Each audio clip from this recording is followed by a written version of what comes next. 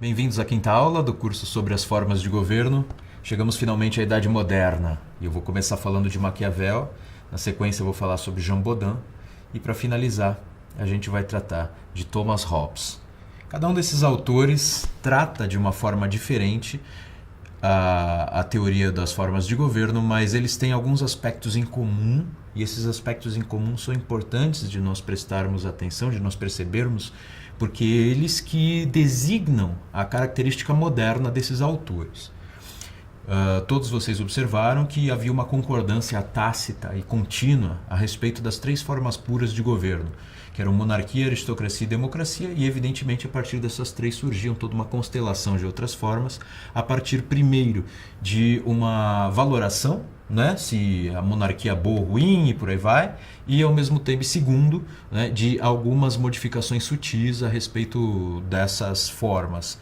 O que acontece agora na modernidade é que novos conceitos surgem, e eu não estou aqui para discutir as origens de por que isso aconteceu, né? Porque senão a gente vai pensar, bom, eles perderam contato com muitos autores, eles voltaram aos clássicos sem ler os medievais, perdeu continuidade, eles tinham diante de si uma realidade contextual muito diferente, tudo isso está conjugado. Mas o fato é que a modernidade vai trazer muita novidade a respeito dessa teoria. Então vamos fazer como de costume? Eu vou trazer alguns aspectos históricos, depois eu apresento as teorias e por fim a gente amarra e dá um fechamento à ideia. Tá? Então, o que está acontecendo? Né? Como a gente vai falar de Nicolau Maquiavel, que é um autor que a gente diz hoje italiano, Itália nem existia, mas ele falava justamente a língua italiana, trabalhou, tornou-se importante em Florença. Nós temos que compreender que ele está nos séculos XV por XVI. Tá? Então, antes disso, a gente estudou a Idade Média e eu já disse a vocês que ao final da Idade Média nós tínhamos já autores escrevendo algumas coisas como direitos do indivíduo, que é uma coisa não muito comum na Idade Média, e ao mesmo tempo falando de direitos naturais e a partir dos direitos naturais extraindo também direitos para indivíduos, e ao mesmo tempo tinha um conceito sobre o qual não falei, mas que aparece no contexto medieval, que é o conceito de soberania. Então é bom que seja bem compreendido esse conceito para a gente conseguir compreender o que falam os modernos. O conceito de soberania é aquele que fala de uma realidade acima da qual não há outra. Realidade no sentido de poder. Ou seja, quando você tem uma instância de poder acima da qual não há nada, você tem o soberano. Soberano é justamente isso. Sobre ele, nada há. Claro, exceto Deus. Tá? Então, assim, para os parâmetros terrestres, porque a soberania universal é de Deus, mas para os parâmetros terrestres, a soberania é daquele que não tem superior. Tá? Esse conceito vem até hoje. Se você pegar a Constituição de 88 aqui do Brasil, você vai ver lá que o Brasil é soberano, ou seja, acima do Brasil nada é considerado. Não existe governo mundial, a ONU não é um governo, não tem nada acima do Brasil, tá? Enquanto governo. Mas o que é o Brasil? É o presidente da República? Não, o Brasil está lá. Não é? Todo o poder emana do povo. Isso significa que a soberania corresponde ao povo. Para chegar nessa concepção, senhores, teve que passar por esses três autores modernos que eu escolhi para falar nessa aula e, ao mesmo tempo, sobre muitos outros que vão vir depois e muitos outros experimentos também políticos e jurídicos. Mas agora vocês já entenderam o conceito de soberania. Eu dei muito exemplo, não era para confundir, era para facilitar. Eu só quero que vocês dominem o conceito de soberania. Ele aparece no horizonte. E qual que é, digamos assim, o lugar vital de Maquiavel para a gente perceber de onde é que ele está escrevendo, né? Primeiro que ele se transforma num conselheiro, né? A gente sabe que ele era um conselheiro de estadistas aí, independente de seus conselhos terem sido seguidos bem ou mal e deles terem dado certo, o fato é que ele escreveu o famoso livro Príncipe. Não foi sua única obra, ele tem um livro sobre guerra, ele tem os discursos a respeito, né, de Tito Livio, ele tem alguns outros textos menos conhecidos, escritos menores menos conhecidos, todos tratando de política. Então o Maquiavel ele tem uma importância para a teoria das formas de governo, porque ele leu Políbio, ele praticamente, no livro justamente dos comentários à primeira década de Tito Livio, ele transcreve a teoria de Políbio. E ele estuda a política neste livro, contando a história romana. a maneira de Políbio, só que ele tinha a seguinte vantagem: a história romana já teve começo, meio e fim. Políbio estava ali no meio. Então ele conta a teoria de Políbio, praticamente transcrita, a mesma coisa, e ele tem o fim. Então ele vai explicar, ele tem mais capítulos posteriores, né? Então ele vai começar a explicar, defendendo a mesma tese. A República Romana representa o ápice dos estados. E por quê? Porque a República Romana, ela mescla as diversas formas puras naquilo que elas têm de melhor. O que Maquiavel introduz de novo? Primeiro, ele introduz a ideia de que nem sempre mesclar as formas puras dá certo. Isso já tinha sido falado anteriormente, mas o Maquiavel deixa bem claro num texto menor o seguinte: não basta mesclar, você precisa combinar aquilo que pesa para um lado numa forma e na outra forma pesa para o outro, para existir equilíbrio e estabilidade. Se você colocar, por exemplo, duas formas de governo diferentes, mas para realizar as mesmas funções dentro do Estado, haverá mais conflito do que harmonia. E esses conflitos indesejáveis vão fazer com que esse Estado venha à ruína. Tá? Então ele entendia que existiam então estados intermediários. O estado intermediário é aquele que não é nem uma forma e nem outra. Então, por exemplo, tem um estado que ele tem um rei, mas ao mesmo tempo tem consultas públicas frequentes e o povo consegue fazer as leis. Ele acha que se isso for mal combinado, isso vai trazer a ruína do estado. Um estado misto não é isso. E como é que ele responde a pergunta? Então, que raios é estado misto? Você consegue explicar direitinho o que é um estado misto? E aí ele vai voltar a Esparta e a República Romana. Ele vai dizer que Esparta era um estado misto muito bom. Perfeito. Só que ele foi concebido na cabeça de uma pessoa só e a partir dessa concepção posto em prática. Isso é muito raro de acontecer, quase impossível.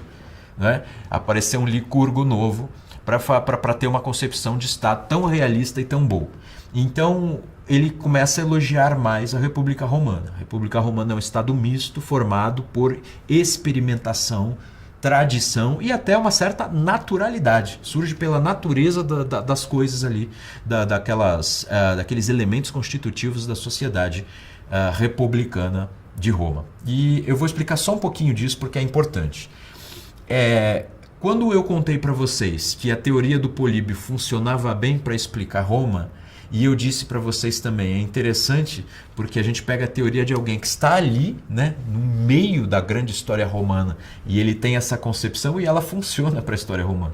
Ela funciona tanto melhor porque depois Maquiavel reescreve a história romana até o fim aplicando a teoria. Então assim, quando eu digo começa com a monarquia e o Políbio diz, em geral os estados começam por um monarca. A monarquia decai para uma tirania. Então, justamente, Tarquínio o Soberbo, o último rei da dinastia dos etruscos, já estava sendo um rei, ou seja, egoísta, aquele que governava mais para si, não ligava para as regras em jogo, não respeitava os outros elementos constitutivos da sociedade. Então, ele cai, ele é destronado pelo Senado. O Senado é o conjunto dos patrícios, era outro povo, inclusive. Os patrícios descendiam mais justamente dos italiotas, né? Enquanto os etruscos eram um outro povo. Então eles conseguem se transformar na aristocracia, mas essa aristocracia, logo que cria o consulato, ou seja, um entre os muitos, na verdade, um entre estes poucos que detém o poder no Senado, deveria tratar da administração pública de forma mais direta. Então, para Maquiavel, isso já simboliza a manutenção de uma monarquia. Tá? Então, isso já é um sinal de governo misto. Mas houve conflitos. Todos vocês já ouviram falar nos irmãos Gracchi? Eu estou declinando o latim, mas os Gracos, né? Vocês já ouviram falar neles e no fato de que eles parecem até líderes comunitários da atualidade, no seguinte sentido, de que eles observavam primeiro as condições de pobreza de certas comunidades e a questão da propriedade. Por que propriedades tão grandes e mal usadas e por que pessoas que poderiam usar melhor essas propriedades, lavrar a terra, inclusive para sua própria alimentação, não a têm? Então eles empreenderam ali uma espécie de rebelião. Alguns foram mortos no meio dessa rebelião, inclusive eles, e no fundo a causa gerou digamos assim, a inquietação a respeito de que era preciso melhorar a canalização das demandas populares. Então, fica muito claro pela história romana, eu dei o exemplo dos irmãos Graco, mas antes dele já tinha acontecido várias petições, várias brigas, inclusive rebeliões. Fica claro pela história romana que o conflito muitas vezes gera leis, e essas leis muitas vezes são estabilizadoras. A lei que abre a figura do tribuno da plebe, o tribuno da plebe era um responsável. Tribuno é justamente aquele que vai à tribuna, ou seja, aquele que tem a voz no lugar de quem? Da plebe. A sociedade romana era formada justamente por patrícios, plebeus e escravos, não é assim? É assim que se aprende no livro didático? Então os plebeus, eles ganham voz pelo seu tribuno numa outra assembleia que não o Senado. Então aí você tem, pelos conflitos históricos, a aparição então da democracia, constituindo um governo misto em todos os sentidos. Inclusive eles colocam uma espécie de diarquia, aí a bem da verdade, porque no finalzinho da República Romana havia 2 cônsules, né? Um plebeu e um patrício. A bem da verdade, o que acontece na cabeça de Maquiavel é uma revolução que vai de fato alterar a mentalidade política até hoje. Por quê?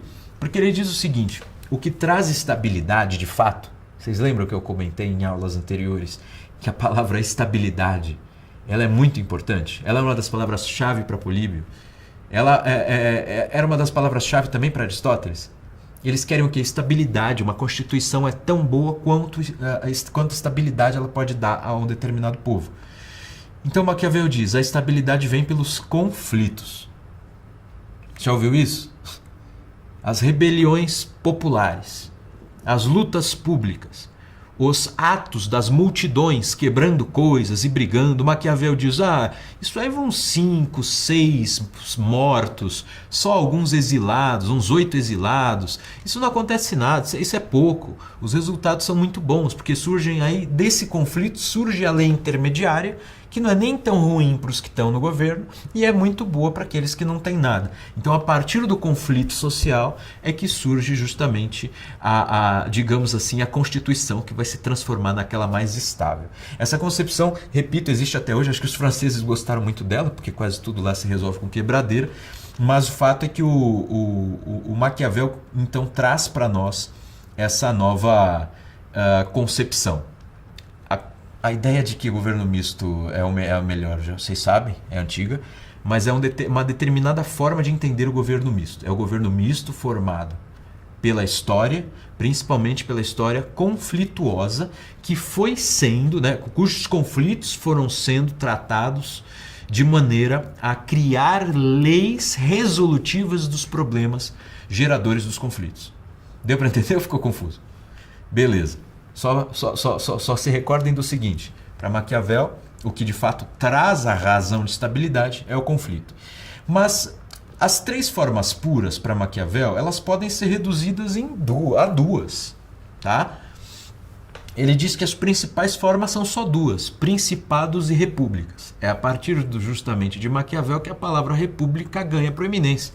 Porque até então a gente não está falando em república, quase ninguém fala em república. A gente fala em república romana, mas república romana tem a palavra, se a gente pega o radical latino, res pública, é simplesmente a coisa pública, ou seja, aquilo que é de todos, ou seja, é uma maneira de falar Estado, no contexto romano.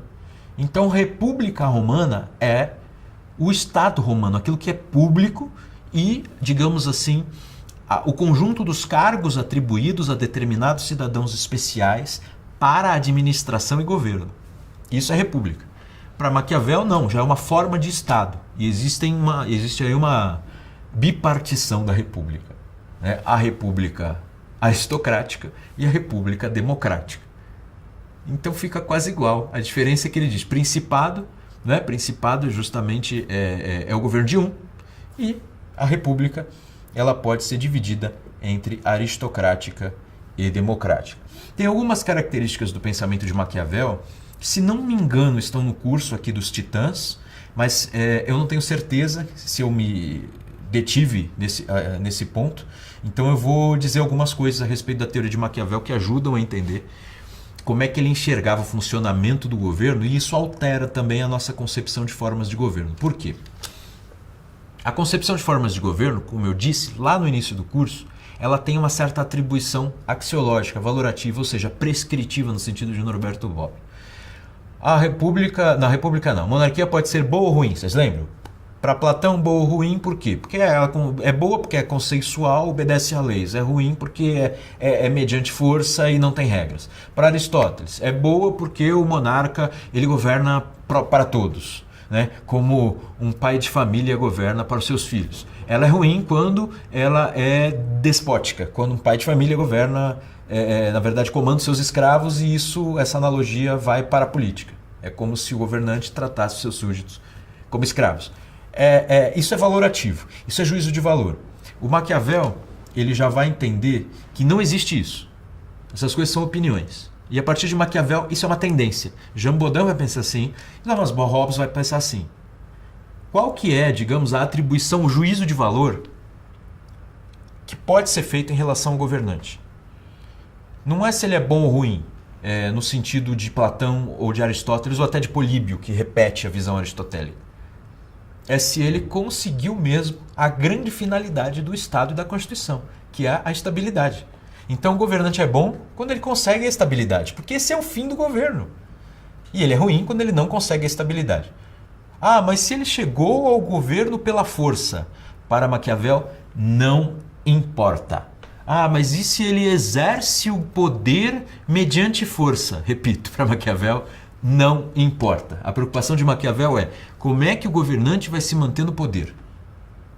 Porque a manutenção do poder é a razão da existência de uma determinada constituição, de uma determinada forma de governo. Entenderam? Por isso que eu precisei explicar isso. Então, quais são as questões ligadas a Maquiavel que dizem respeito à chegada ao poder e à manutenção de poder? Uma vez que os gregos e os medievais, os gregos, os latinos e os medievais, entendiam que sim, tem forma legítima de chegar ao poder e forma legítima de exercer o poder. Para Maquiavel, então, a forma boa de chegar ao poder é aquela que te leva ao poder. Deu para entender? E a forma boa de ficar no poder é aquela que te mantém no poder. Simples. É assim. O juízo de valor do Maquiavel é esse. Aí você diz, os fins justificam os meios? É verdade mesmo. É verdade dizer que Maquiavel pensava assim. Os fins, ou seja, o fim de manter o poder, o fim de chegar ao poder e manter o poder, justifica qualquer meio, inclusive a força. Tá bom? Então isso faz sentido. Não é errado pensar isso de Maquiavel. Tem muitas pessoas tentando romantizar Maquiavel, não sei para quê. Ele pensava assim mesmo, tá? Então a questão dele é a seguinte. Como é que então, já que ele está estudando diretamente, a única questão de quem pensa a política é como chegar no poder, vamos pensar com Maquiavel. Como é que se chega ao poder? Ele diz que há duas condições, né? Uma treinável e que diz respeito à pessoa daquele que quer o poder, e outra um pouco imponderável, e outra imponderável, que diz respeito a uma certa organização independente dessa pessoa que quer o poder. Então aquele que quer o poder, ele deve ter a virtude. É uma palavra latina que ele traz aí para designar uma certa força impetuosa, uma coragem que, unida à esperteza, à inteligência política, faz com que essa pessoa saia vitoriosa de todos os conflitos e desafios que ele tem diante dele para chegar ao poder. Isso é virtude. Por outro lado, existe a fortuna. Parece um italiano falando, né?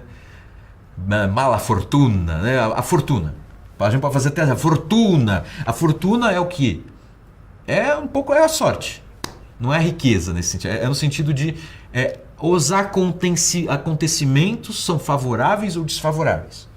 E sorte também não só no sentido benéfico. Eu usei a palavra sorte no sentido daquilo que acontece a despeito do que você quer e sem a sua intervenção.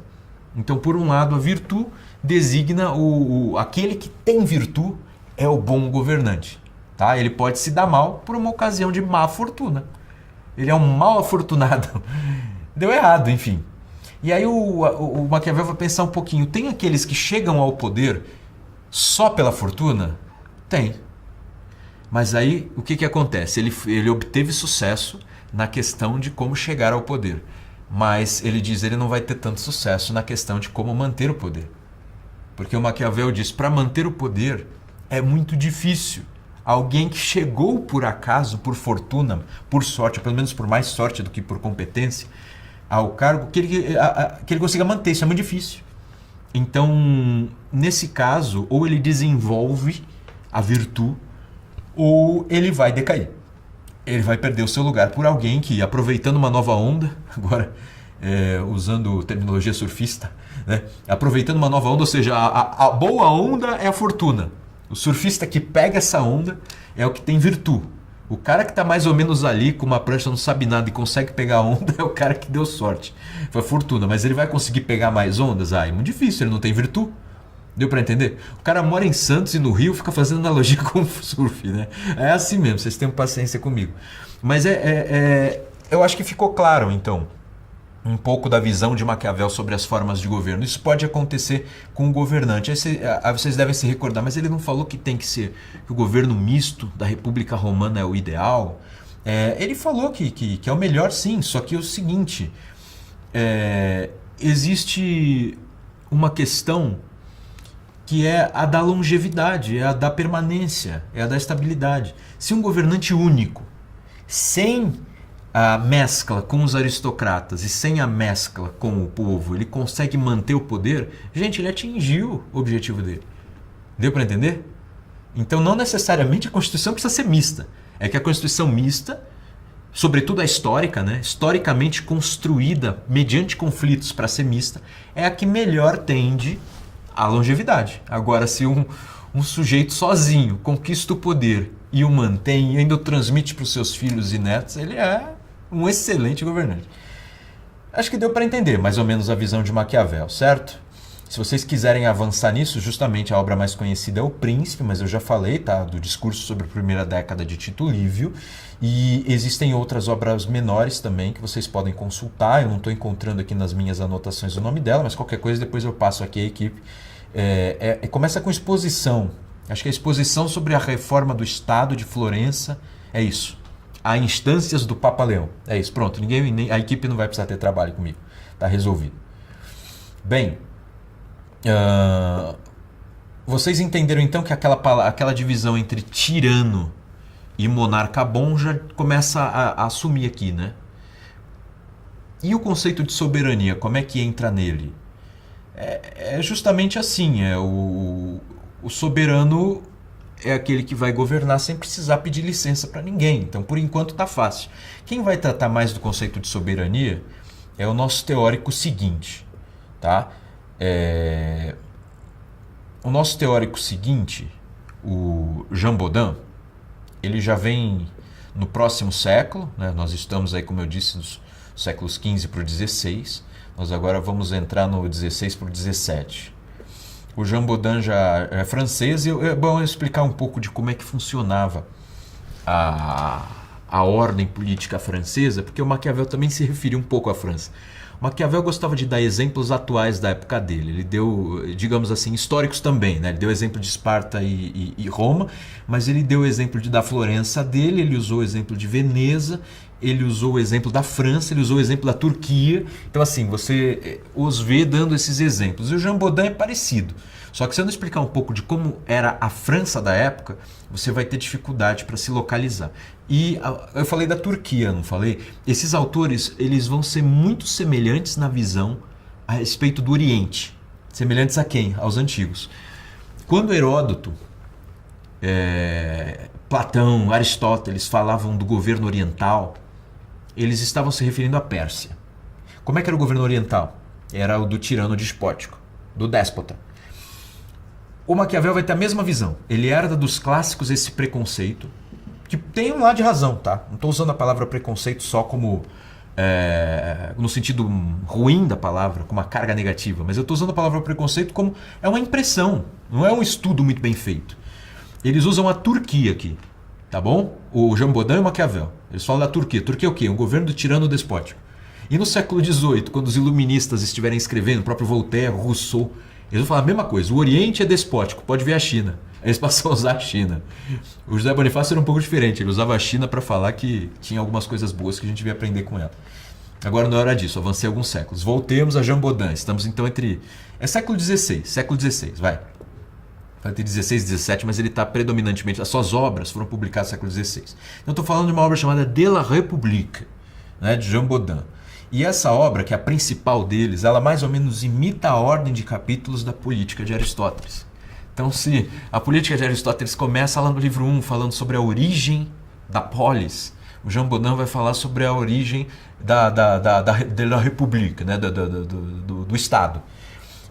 O Aristóteles segue falando a respeito das formas de governo, depois vai falar sobre as formas mistas, depois vai falar sobre as formas ideais. O Jean Bodin segue o mesmo caminho. Isso significa que ele é um aristotélico?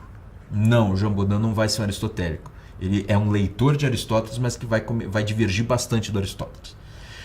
É bom eu ter explicado um pouco de Maquiavel, porque funciona para vocês entenderem que o Jean Bodin se mantém na maneira de fazer juízo de valor moderna.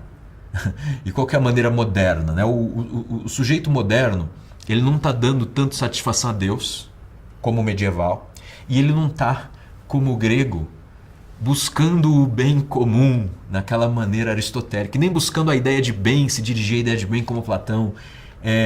O moderno está em busca da realização daquilo que ele quer, né? Isso é uma generalização, senhores, mas é uma generalização que facilita o aprendizado. Tá? Não é que todo homem da modernidade era assim. Gente, tinha um monte de gente católica, cristã, estavam surgindo até os protestantismos, que não tem tanto a ver com isso. Mas, em geral, o espírito moderno e aqueles que estão mais imbuídos do espírito moderno, eles estão imersos nessa mentalidade de o que eu quero, eu consigo. Isso é muito moderno. E deixa de lado a preocupação, o que Deus espera de mim, tipicamente medieval, e a preocupação grega de o bem da polis, tá? Então estamos aqui na modernidade, para o Jean Bodin, a grande questão é a soberania e o poder absoluto. Daí que vai começar a surgir a palavra absolutismo.